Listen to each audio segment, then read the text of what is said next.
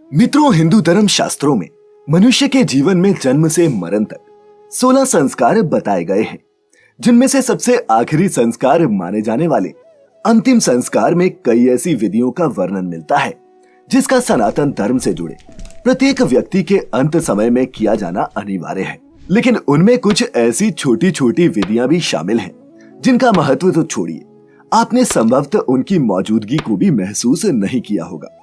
उन्हीं में से एक विधि है शव यात्रा के दौरान मटकी में जल लेकर जाने की विधि। क्या आपने कभी ऐसा किया जाने के पीछे के कारणों को जानने की कोशिश की है? अगर आप नहीं जानते और जानना चाहते हैं इसका रहस्य, तो बने रहें इस वीडियो के अंत तक। नमस्कार और स्वागत है आपका द डिवाइन टेल्स पर एक बार फिर। मित्रों, यदि आपने भी ध्यान दिया हो तो अंतिम संस्कार के समय जब मनुष्य का दाह संस्कार किया जाता है तो उस समय एक छेद वाली मटकी में जल लेकर शव की परिक्रमा की जाती है और परिक्रमा पूर्ण होने पर इसे पटक कर फोड़ दिया जाता है। हमारे हिंदू धर्म ग्रंथों में से एक गरुड़ पुराण में इसके महत्व और शव यात्रा के समय जल से भरी मटकी ले जाने के पीछे के कारणों को स्पष्ट किया गया है। गरुड़ पुराण के अनुसार ऐसा माना जाता है कि मृतक व्यक्ति की आत्मा का उसके शरीर से मोहभंग करने के लिए ही ऐसा किया जाता है। यहाँ मनुष्य के जीवन की तुलना एक जल से भरी मटकी से की गई है और इसका संक्षिप्त रूप से वर्णन करते हुए इसे कुछ इस तरीके से समझाया गया है कि एक मनुष्य का जीवन मटकी की तरह होता है और जिसमें भरा पानी हमारा समय है।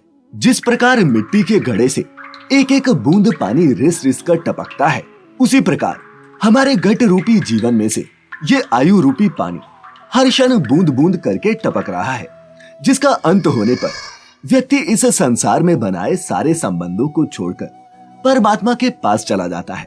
जीवन के अंत के बाद ये मटकी फोड़ने का यही तात्पर्य निकाला गया है। मित्रों, आपने कभी किसी मृत के अंतिम संस्कार में भाग लिया हो तो आपको पता होगा कि अंतिम संस्कार की क्रिया के दौरान जब मृत देह की कपाल क्रिया होती है तो उसके पश्चात मटकी को लेकर मृत के चारों ओर परिक्रमा की जाती है।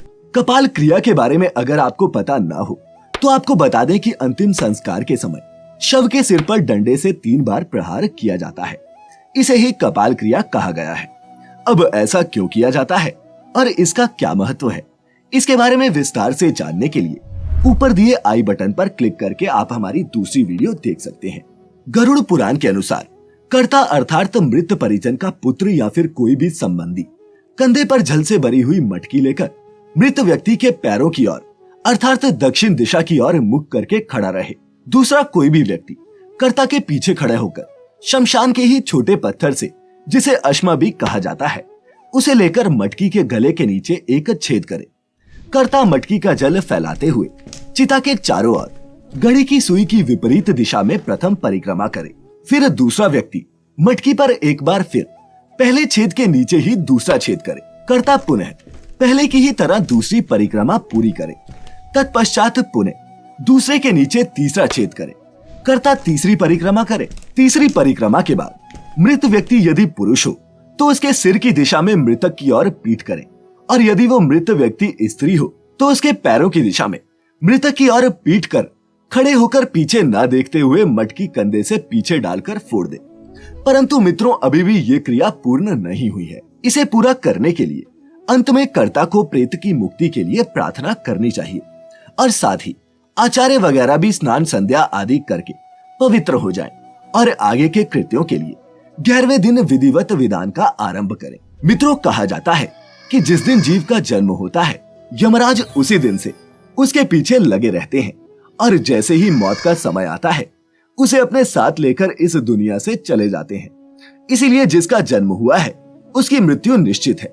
जिस प्रकार हिंदू धर्म शास्त्रों में शव यात्रा के दौरान मटकी में जल ले जाने की बात कही गई है, उसी प्रकार जल के महत्व को भी अलग से समझाया गया है।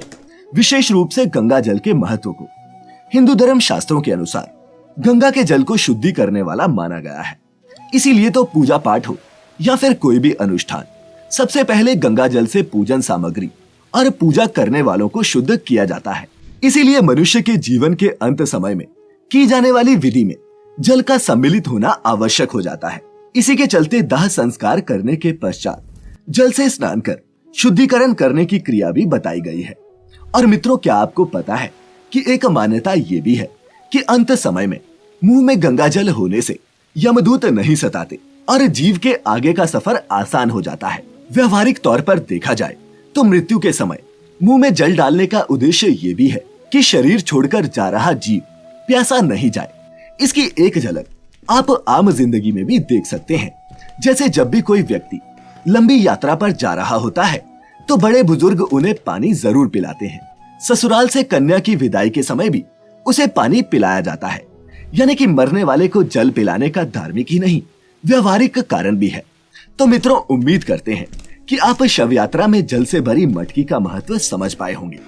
आपको हमारी आज की ये वीडियो कैसी लगी, नीचे कमेंट करके हमें जरूर बताएं। ऐसी ही और भी धार्मिक और आध्यात्मिक जानकारी के लिए सब्सक्राइब करें हमारे YouTube channel The Divine Tales को और Facebook पर देखने वाले लाइक करें हमारे Facebook पेज को। लिंक आपको नीचे डिस्क्रिप्शन में मिल जाएंगे। आज के लिए फिलहाल इतना ही। अब इजाजत दें। आपका बहुत बहुत शुक्रिया।